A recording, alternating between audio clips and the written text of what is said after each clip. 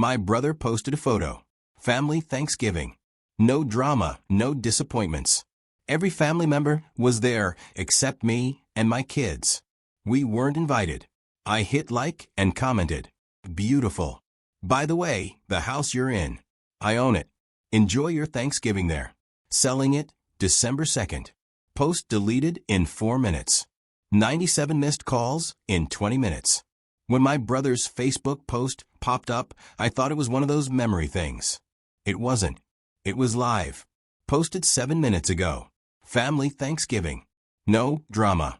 No disappointments this year. So thankful for the real ones. Big smiling group shot around the table.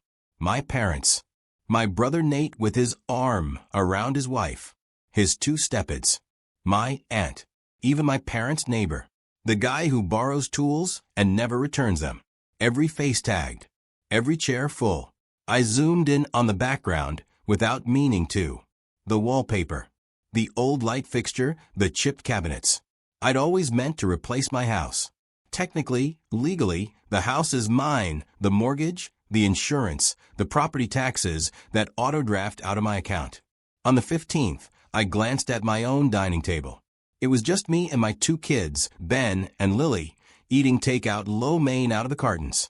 Their mom lives in another state, so Thanksgiving was supposed to be Dad's year. Instead of turkey, we had cold noodles. Instead of family, we had a Facebook post. Ben, 11, leaned in next to me and squinted at my phone. Hey, he said, that's Grandma's house. My throat tightened.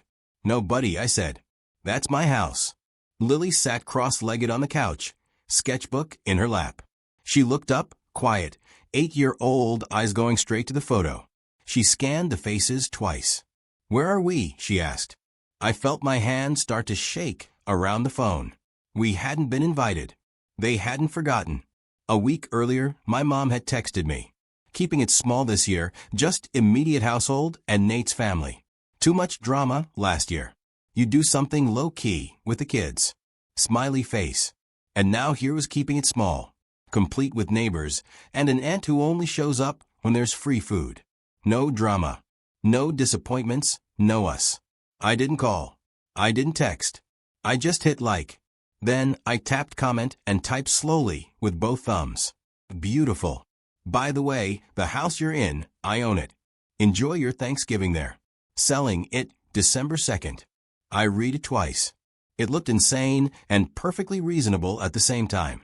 My thumb hovered for a second. Then I hit post. Within 30 seconds, I saw a scene by Nate and scene by Mom. For minutes later, the entire post disappeared. 20 minutes after that, my phone started going off like a fire alarm. By the time I turned the ringer off, I'd counted 97 missed calls. I'm Henry, 42. I live in Columbus, Ohio, and I'm a dentist. Not fancy. Road front office between a nail salon and a UPS store. Half my job is fillings, and the other half is convincing people floss isn't a scam. Divorced for 3 years, 2 kids. Ben is all elbows and sarcasm. Lily is quiet, careful. The kind of kid who folds candy wrappers before throwing them away. I was also apparently the family ATM. It started small like these things always do. My parents never had a lot. My dad worked at a factory until it closed. My mom bounced between part-time jobs. They weren't lazy, they were just always one bill behind. When I got into dental school, they were proud. Told everyone at church their son was going to be Dr. Parker. What they didn't mention was the student debt I would be dragging behind me into middle age. Right after I finished my residency, the calls began. First time, my parents were 3 months behind on their mortgage. My mom sobbed on the phone. I wired them $4,000. Dad said he'd pay me back when things picked up. Things never really picked up. Over the next 10 years, I co-signed on their new house when their credit tanked. I covered a full HVAC replacement, $7,200. I paid off $3,500 of Nate's emergency credit card debt. I added my parents to my cell phone plan because the landline is so expensive. Honey, I started sending them $300 a month just to help with prescriptions. When their second house started falling apart, I bought a nicer place in a better neighborhood as an investment. That's the one in the Facebook photo. The mortgage is $1,900 a month. My parents pay me $750 when they can. Some months they skip it and call it tight right now. We'll catch up next month. They almost never catch up. My brother Nate temporarily moved in with them after his latest business venture crashed. 2 years later, he was still there. His name isn't on the lease. His income is creative. Facebook Marketplace, Uber, whatever. On paper, it looked like they were my tenants. In reality, I was their safety net. The weird part, I could have lived with that. What I couldn't live with was how they treated my kids. When Ben was born, my mom posted a picture captioned, "Our first grandson's sweet, excited, lots of heart emojis." When Lily was born, the caption was, "Another one LOL." No name, no hearts, just another one. I tried to laugh it off, but there were patterns. At Christmas, Nate's stepkids got iPads from Nana and Grandpa. My kids got a board game from the clearance bin and a pack of socks. On the group chat, there were daily updates about the stepkids' soccer goals, school plays, lost teeth. My kids would tell them, "We said hi." The worst was last Christmas. We were at my house because my mom insisted Christmas is at Grandma's. That's how it's always been. Lily had spent 3 days drawing a picture of the house with Christmas lights. All of us holding hands in front. She got the shutters right. She even drew Nate's stepkids. She handed it to my mom when we came in, cheeks pink from the cold. My mom glanced at it. "Oh, that's nice, honey," she said, already turning back to the stove. She left the drawing on the counter next to a wet ring from a glass. 10 minutes later, Nate's oldest gave her a scented candle from Target. My mom gushed over it like it was a diamond necklace. The drawing ended up under a pile of junk mail. That night, my kids slept on an air mattress in the den, while Nate's stepkids had the guest room because they're here full-time. I thought full-time in the house I own. I still said nothing. I kept telling myself, they're old. They don't realize what they're doing. It's not on purpose. Then came the keeping it small text about Thanksgiving. Then the post. No drama. No disappointments. No us. Something snapped. After I posted my comment, I put my phone face down on the coffee table. "Who wants more noodles?" I asked. Ben gave me a look. "Dad, are we in trouble with Grandma?" "No," I said. "If anyone's in trouble, it's the people eating food in my kitchen." He snorted, surprised. Lily leaned against my arm. "Are we going there?" she asked. "No," I said. "We're staying home." That decision felt bigger than it sounded. When the kids went to their rooms, I picked my phone back up. A text from my mom flashed first. "Mom, Henry, what on earth is this comment? You don't put family business on Facebook. Call me then. Nate. Dude, delete that. You're making us look bad. It was just a joke." Then a voicemail for my mother. "Henry, this is your mother. That house is our home. I don't know what possessed you to threaten us online, but this is not funny. You cannot just sell the house because your feelings are hurt. Call me back right now, and we will talk this out. I am so disappointed in you." Disappointed in me? I set the phone down before I said something I couldn't unsay. Then I went to my laptop. I didn't make a pros and cons list.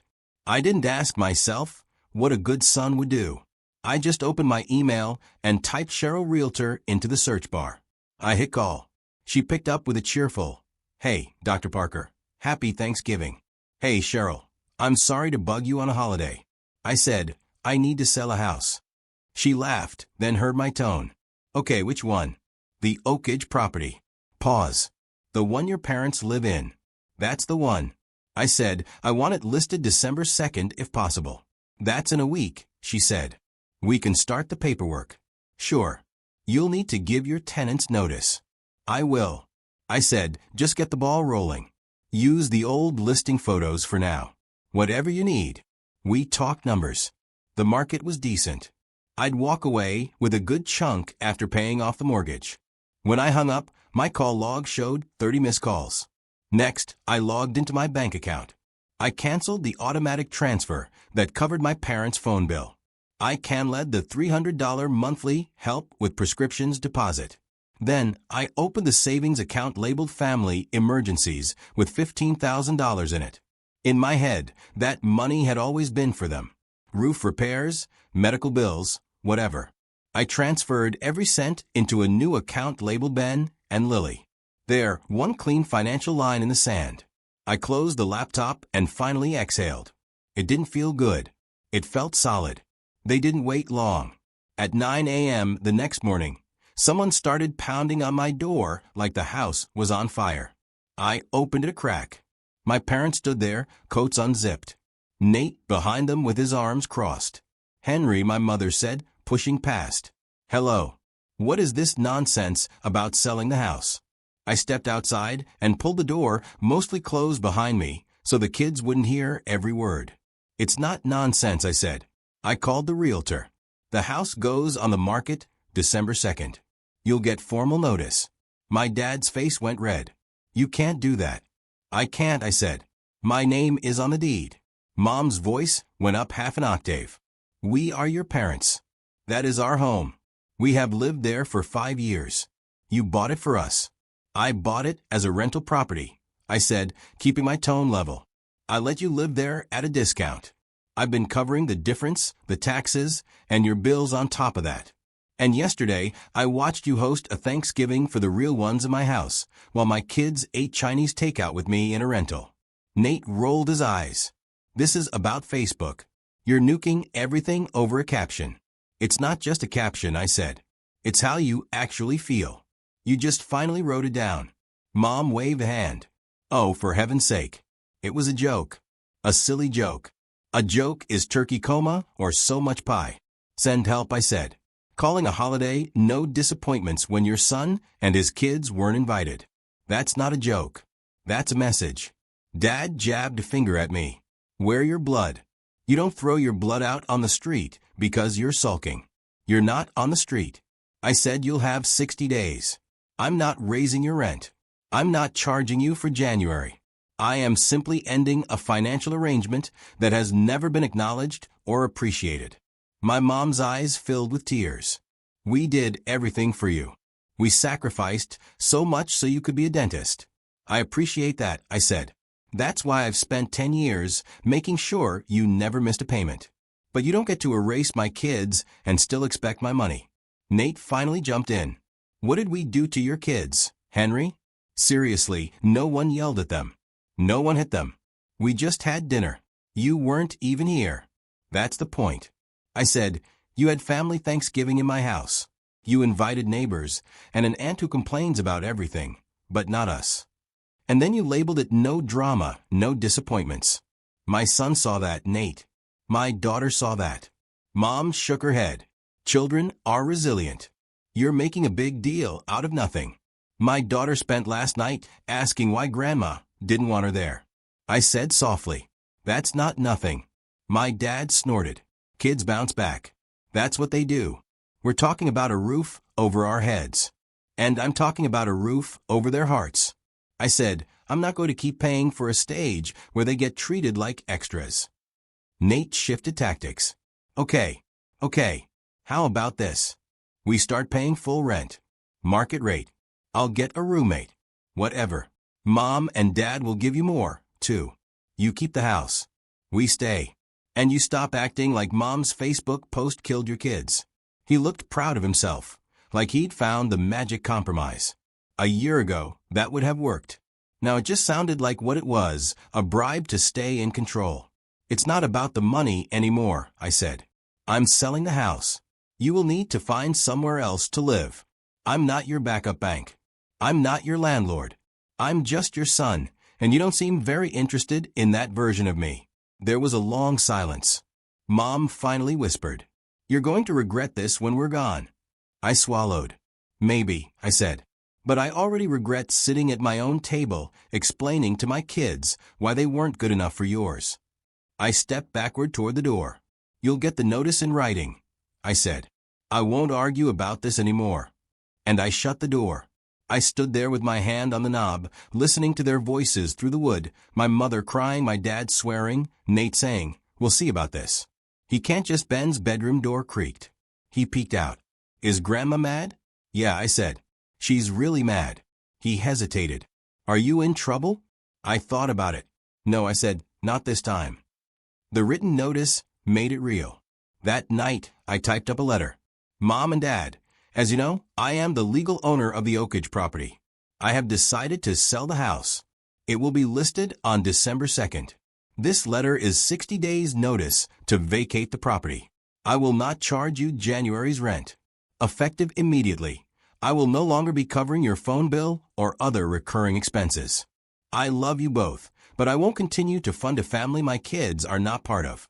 Henry, I printed it, put it in an envelope, drove over, and slid it through their mail slot. No discussion, no argument, just facts. My mom texted an hour later. I cannot believe you put that in writing. You are making us homeless over your ego. I am ashamed to call you my son. I stared at it for a while, then put my phone down. A little later, my cousin Dana called. Okay, she said without preamble. What happened? You saw the post? I asked. Yep, she said. Saw it. Saw your comment. Went to show my husband, and it was gone. Aunt Carol's group chat is on fire. I rubbed my eyes. Yeah, they threw no disappointments Thanksgiving in my house, and didn't invite me or the kids. So, I decided they can find a new house for next year. Dana was quiet for a second. I'm supposed to talk you down right now, she said. But I can't. It's been messed up. For a long time. I blinked. You noticed, Henry? She said, we all noticed. The way your mom talks about Nate's stepkids like they're royalty, and sometimes forgets your kids' birthdays. It's gross. We just figured you were okay with it since you kept paying for everything. I wasn't okay, I said.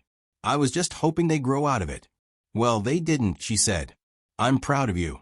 Even if everyone else is calling you the Grinch in the family chat, I snorted that tracks.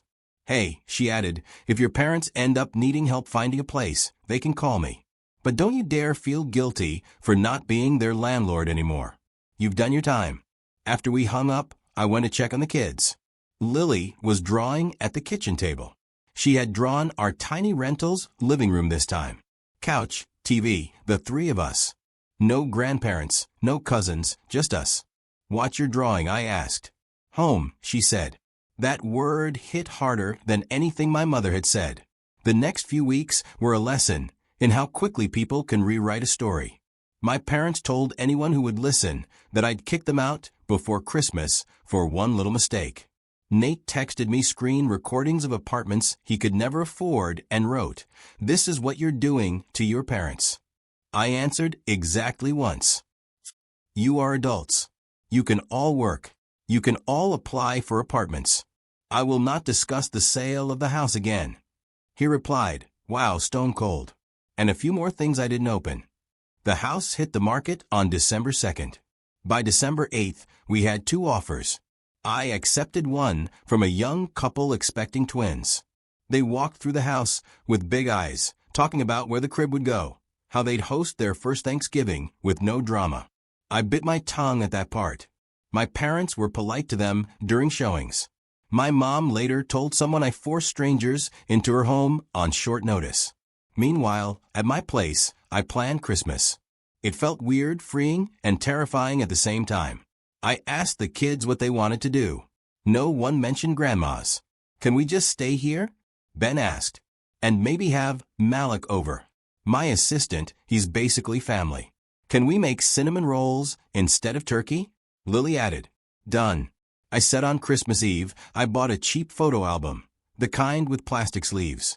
I printed out a few pictures of just the 3 of us making pancakes at the park on the couch last year with a lopsided little tree. On the first page, I wrote in my neat dentist handwriting, Parker family, the ones who show up. Christmas morning, we opened presents in pajamas. Ben got the used guitar he'd been eyeing at the pawn shop. Lily got a real art set with paints and brushes. Everything had their names on it. No shared gifts. No, you can play with your cousins, just theirs. Halfway through the morning, my phone buzzed. Dana, again. She sent a photo from my parents' new apartment. They'd found a small place across town. Beige walls, small tree on a side table. My parents, Nate, his wife, the stepkids, no neighbors, no aunts. The caption my mom had written, First Christmas in the new place. Weird year, but grateful. No real ones. No disappointments.